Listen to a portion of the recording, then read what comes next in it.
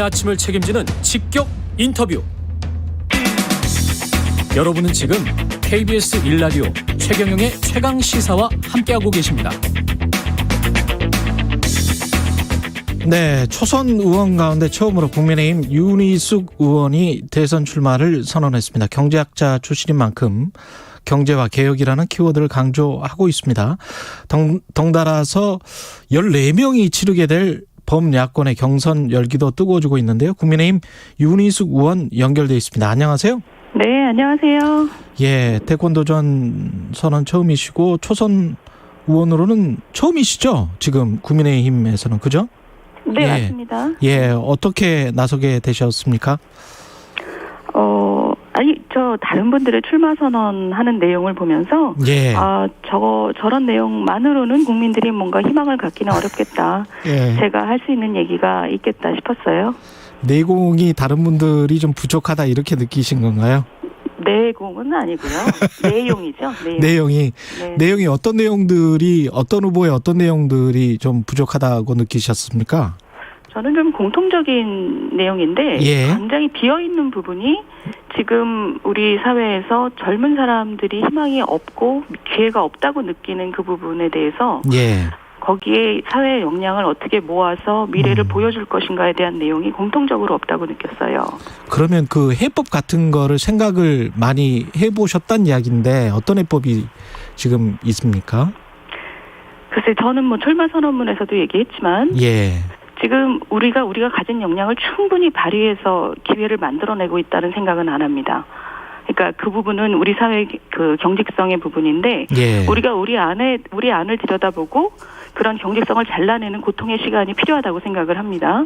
예를 들면 그런 게 이제 주로 이제 규제에서 나타나는데 예. 우리가 어떤 경제 개혁 혁신 이런 얘기를 할 때 굉장히 장밋빛 같지만 그걸 위해서 뭘 조정해야 되는지를 얘기를 잘 안 해요. 예. 우리가 혁신을 얘기할 때 보통 벤처기업을 얘기한단 말입니다. 예. 그럼 벤처기업이 자기 마음껏 뛰어봐라 이렇게 얘기를 하는데 예. 지금 우리 벤처기업의 가장 큰 그 어려움은 우리를 몰입할 수 있게 해달라는 거예요. 젊은 사람들이 몰입해서 일할 수 있어야 하는데 지금 52시간 규제가 아주 정면으로 그걸 막고 있다는 거죠. 예. 그러면 52시간 규제가 가지고 있는 사회적인 목적이 있지만 예. 그 사회적인 목적은 기본적으로 약자를 보호하는 건데 지금 벤처기업에서 자기 인생의 젊은 날을 마음껏 투자해서 뭐 조기에 은퇴하고 싶다거나 마음껏 3개월 동안 일하고 3개월 여름에 놀고 싶다거나 이런 개인들은 사실은 그런 규제 안에 묶어두면은 저는 바람직하지 않다고 봅니다. 그러니까 이런 에너지와 열정을 가진 사람들이 몰입해서 뭔가를 할 수 있어야 그 사회의 어떤 에너지가 돌아가는 건데 그 부분에 대해서 우리가 굉장히 획일적인 규제들을 가지고 있어요. 이거는 뭐 벤처기업뿐만이 아니라 그 사회 각각에 있는 이런 규제들 그리고 사람들을 보호하려는 목적으로 만들었지만 지금 사회하고 별로 맞지 않는 부분들 그리고 이해관계가 충돌해서 잘 안 되는 부분들 이런 것들을 정말 우리가 뭐랄까요? 온 힘을 다해서 이걸 풀어주지 않으면 우리가 지금 점점 더 잠재 성장률이 떨어지고 있는 이 상황을 예. 돌파하기 어렵다고 생각을 합니다. 윤 의원님 말씀에 저도 그 동감 가는 부분이 좀 있긴 한데 네. 그 윤 의원님이나 이제 저처럼 어떻게 보면 일종의 이제 지식 노동자들이잖아요. 맞습니다. 예, 지식 노동자들이나 창의적인 노동자들은 저는 윤 의원님 말씀에 동감을 해요, 사실은. 그렇죠. 예, 예. 근데 이제 지금 말씀하신 그 약자 보호라는 측면에 있었을 때 그 단순 노동이랄지 제조 공장에 있는 분들 있지 않습니까? 네네네. 아니면 이제 그 돈이 임금이 적어서 어쩔 수 없이 52시간 이게 강요당하는 분들이 있잖아요. 맞아요. 그 부분을 어떻게 풀어야 됩니까, 그러면? 그러니까 저는 예. 이 소득이 어느 정도 이상 되는 사람들에 대해서는 아주 자유롭게 푸는 게 맞다고 봅니다. 예. 미국에 있는 화이트 칼라 이그zem션처럼. 예. 그러니까 이런 경우는 근로자가 원하면 그 근로시간 제한을 저는 풀어주는 게 맞다고 보고요. 지금 말씀하신 그 생산직 근로자 같은 경우에 예. 여기가 이제 어려운 거죠. 어려운데 그러니까 예. 저소득 생산직 근로자. 근데 지금 더 좋아진 게 있느냐? 지금 소득이 보전이 안 돼서 직업을 바꾸거나 투잡을 뛰는 분들의 경우는 이런 규제가 오히려 삶을 더 나쁘게 만드는 경우가 많아요. 예. 그러니까 이런 경우는 정말 우리가 이렇게 좀 열심히 고민을 해야 되는데 이런 경우도 큰 그 상한을 정해놓고 이거를 너무 세세하게 규제하지 말고 본인의 선택을 존중하는 방식으로 가는 게 맞다고 생각합니다. 우리가 지금 70년대식의 살인적인 장시간 노동이라는 말로 모든 것을 경직적으로 할 때는 지났다고 저는 생각을 해요. 본인이 내가 지금 아이들 키우는데 소득이 얼마나 더 필요하고 내 건강을 생각해야 되고 이런 것들을 어느 정도는 하고 있으니 정부가 큰 정도의 상한을 정해서 그거는 넘지 못하게 하되 탄력근로라든가 선택근로라든가 뭐 이런 것들을 좀 많이 풀어주는 것이 저는 필요하다고 생각해요. 그 아까 경직성 말씀을 네네. 하시면서 약간 이제 멈칫하셨는데 그 경직성 안에 들어가 있는 그게 사실은 이제 강조하시는 부분들이 쭉 이렇게 살펴보면 정규직 노동자들의 경직성, 그다음에 이제 그 노동조합이 아주 잘된 곳의 경직성, 공기업 노동자들의 경직성, 이거를 좀 해결하고 싶으신 것 같더라고요. 뭐 그게 우리나라에서 지금 가장 큰 경직성이긴 한데 그게 무슨 뜻이냐면 외국에서 들어오려고 하는 기업들이 가장 멈칫하게 만드는 투자와 혁신을 멈칫하게 만드는 부분이 그 부분이라고 사실 알려져 있지요. 그러나 그거 말고도 노동과 자본이 잘 움직일 수 있도록 하는 자본 투자 관련 규제도 저는 좀 많이 풀어야 된다고 생각하고요. 그리고 뭔가 기술 개발과 교육에 대한 규제도 많이 풀어야 된다고 생각합니다. 지금 우리 최 기자님이 굉장히 전문가시지만 경제가 성장하고 잠재 성장률을 우리의 역량을 올리기 위해서는 노동과 자본의 양과 질도 높여야 되는 거잖아요. 그리고 기술도 높여야 되고 그것이 결합하는 효율성도 높여야 되는데 그 중간에 딱 있는 것이 우리 교육의 문제도 있는 것이고. 그러니까 제 말씀은 그렇습니다. 이게 마치 노동시장에 대한 얘기만이 경직성이 아니고 우리가 가지고 있는 모든 자원을 업그레이드하고 보다 효율적으로 결합할 수 있는 방식에 대한 그 경직성 모두를 얘기하는 거죠.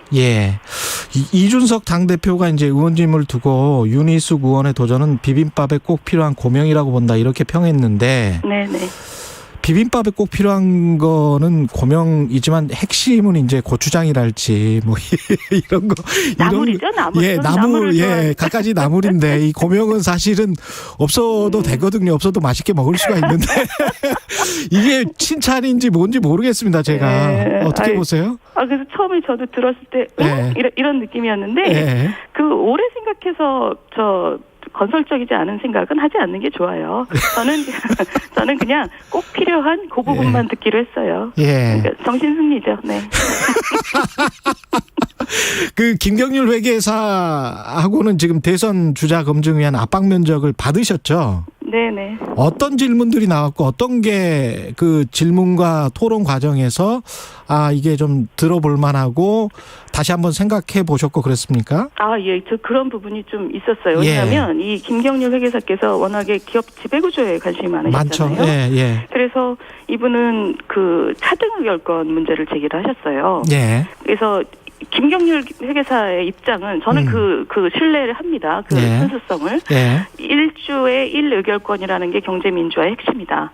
그게 그 굉장히 공정한 경제의 핵심이라고 생각하시고 저도 거기에 어느 정도 공감하지만 제가 아까 말씀드린 이 자본의 흐름을 유연하게 만들어줘야 되는 부분에서는 벤처기업 같은 경우에 자신들의 결정권이 희석되는 것을 겁내하면서 자본의 유입을 겁낸단 말이에요.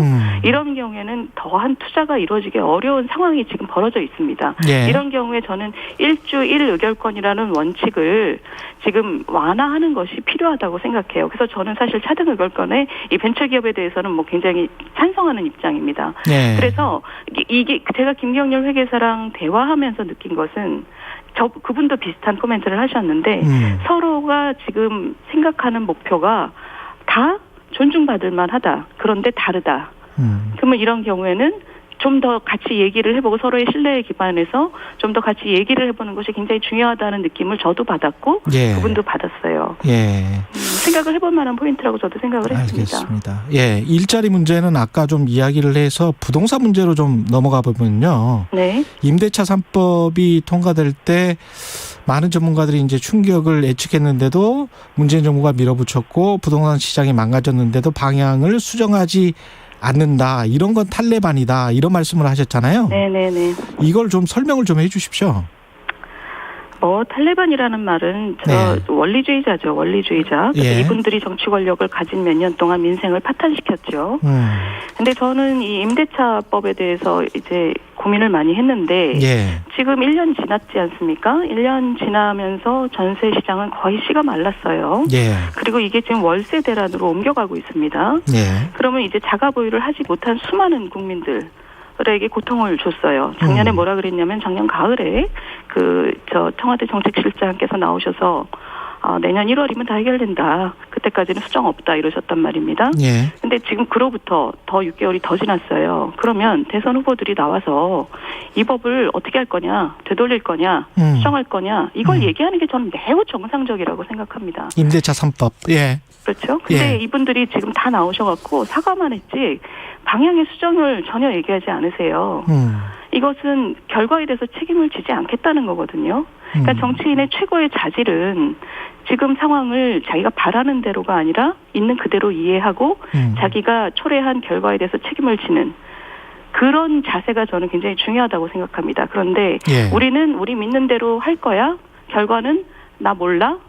이거는 종교인이죠. 이런 분들은 종교단체가 있어야지 여기 있으시면 안 되죠. 그래서 이제 원리주의자 탈레반이다 이렇게 묘사를 하신 거군요. 맞습니다. 예. 임대차 3법은 윤 의원님 생각으로는 판단으로는 폐기를 해야 되는 법입니까? 그렇습니다. 저는 그렇게 생각합니다. 지금 예. 그게 예. 어떤 결과가 뻔한 얘기였지만 어쨌든 실험을 했지 않습니까? 예. 실험의 결과가 너무 참담해요. 그러면 그걸 어떤 식으로든 바꿔야죠. 부분적으로 보완을 하든 폐기를 예. 하든 왜 그것이 이 대선 국면에서도 전혀 후보들이 얘기를 하지 않는지 보면 이분들이 지금 정신세계가 좀 다른 곳에 가 있는 거예요. 그러니까 핵심 지지자들을 위한 얘기만 하고 있는 거죠. 예. 이 부동산 문제는 어떻게 해결을 해야 될까요? 이건 굉장히 긴 얘기지만 예. 기본적으로 패러다임의 생각이 좀 바뀌어야 된다고 느끼는 부분은 예. 이건 우리나라의 많은 전문가들이 알고 있는 부분입니다. 2000년대를 즈음해서 국민들의 수요가 주택에 대한 수요가 굉장히 다양화됐죠. 예. 기본적으로 예전에는 집만 있으면 된다였지만 이제는 직주 근접이라든가 예. 그 안에 편의시설이라든가 이런 걸 원하는 사람도 많아졌고 난 집이 정말 중요해 어디라도 좋아 이런 분들도 계시고 이것을 국가가 다 하나로 묶을 수가 없다는 게 굉장히 확연해졌어요. 예. 이러면 저는 제가 생각할 때 가장 중요한 방식은 국가가 국민과 집을 직접 매칭시키겠다라는 생각을 버리고 이걸 공공의 공급에만 의존하겠다는 생각은 버리고 예. 민간에서 이것을 어떤 식으로도 공급하든 예. 그 에너지가 있고 선호가 있단 말입니다. 예. 그것을 좀 존중하는 방식으로 가면서 그 자력으로 할 수 없는 분들에 대해서는 적극적으로 국가가 공급하는 이런 방식을 쓰는 게 저는 교과서적이라고 생각해요. 자력으로 할 수 없는 부분은 국가가 공급한다. 국가가 맞지요. 예. 그렇고 그리고 자력으로 할 수 있는 부분들은 이분들은 본인들의 선호가 있고 본인들의 또 욕구가 있고 필요가 있어요. 예. 이것을 정부가 어떻게 다 공급해 줄 수가 없습니다. 그러니까 이 민간의 에너지와 선호를 존중하는 방식으로 시장이 잘 흘러가도록 만들어주는 것이 중요하다고 저는 생각을 합니다.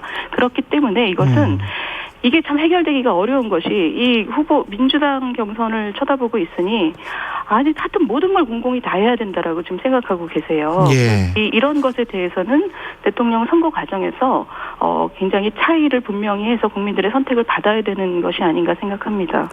이런 점에서는 이재명 지사의 이제 주택매입관리공사 이거는 좀 허황됐다 이렇게 생각하시겠네요. 최 기자님도 그렇게 생각하시는 거 아닌가요? 아니 지금 그런 말씀을 또 허무맹랑한 이야기라고 평가를 하시는 부분이 있어가지고 이어서 말씀을 드리는 겁니다. 제가 말씀을 좀 드려요? 예. 많은 분들이 허무맹랑하다고 생각하고 계신데 일단 이게 무슨 쌀이 아니잖아요. 굉장히 동질적인 단일한 재화가 아니잖아요. 집이라는 게. 아까 말씀하신 그런 다양한 욕구. 뭘 사놓을 거냐 이 문제가 있는 거죠. 네. 뭐가 오를 줄 알고 뭘 사놓을 거냐가 있는 거고. 강남 아파트를 사놓을 것이냐. 그렇죠. 강남 아파트를 산다고 하면 사실은 사람들이 굉장히 또 반발을 할 거고. 맞습니다. 그리고 두 번째는 제 생각에 이게 굉장히 중요한 문제인데 우리나라 지금 주택이 한 2천만 채 되잖아요. 그럼 그거 재고로 가격을 조정하려면 상당한 양이 필요해요. 예. 한 10% 사놓는다 산다고 하려면 이게 지금 우리나라의 평균 집값이 한 4억이 넘으니까 한 10%만 사놓는다고 해도 800조예요. 예. 이 숫자만 해도 허무맹랑하죠. 예. 게다가 이걸 정부가 언제 살 거냐는 거죠. 지금부터 사놓으면 쌀 때 사서 비쌀 때 판다는 건데 쌀 때 산다고 하면 그 순간 시장에 정부는 앞으로 가격이 무지하게 오를 거라고 신호를 주는 거죠. 아, 그렇죠. 그러면 예. 이재명 지사를 비롯해서 이런 생각을 하시는 분들이 이런 그 정권을 잡고 있는 동안에는 이런 일은 오지 않죠. 예. 그러니까 이런 생각을 하실 필요도 없는 거죠, 사실. 알겠습니다. 여성가족부 폐지 이야기를 많이 하고 있어요. 유승민 전 네네. 의원도 그렇고 이준석 대표도 그러는데 어떻게 생각하세요? 이 부분은? 저는 뭐 이게 우리 당의 안에 뭐 내홍이다 이렇게 보도가 되는 부분도 있어요, 지금. 예. 근데 저는 그렇게는 생각하지 않고요. 예. 저는 그렇게 믿습니다. 정치인으로서 갈등을 봉합하고 숨긴다고 갈등이 해결되는 건 아니라고 생각해요. 예. 있는 갈등은 꺼내놓고 솔직하게 들여다봐야 된다고 생각을 합니다. 그런 의미에서 유승민 의원하고 하태경 의원이 이 문제를 여성부가 남녀 갈등을 조장하기만 했다라고 그 문제를 탁 풀어놓으셨어요. 저는 이거는 사실은 중요한 기여라고 생각을 합니다. 이건 기여. 갈등을 조장하는 게 아니고. 예. 그런데 문제는 그 해결책이 정말 분노에 기반한 해결책이 아니라 우리가 냉정하게 만들어낸 해결책이냐. 이것은 좀 생각을 해봐야 되는 문제고. 국민의힘 윤희숙 의원이었습니다. 고맙습니다. 네. 안녕하세요. 배우 성동일입니다. 요즘 청년들이 사는 법 들어보시겠어요? 작가학원에 등록했죠. 제 꿈이 작가거든요. 저는 취미를 갖게 됐어요. 저는 배낭여행. 경험엔 여행만 한 게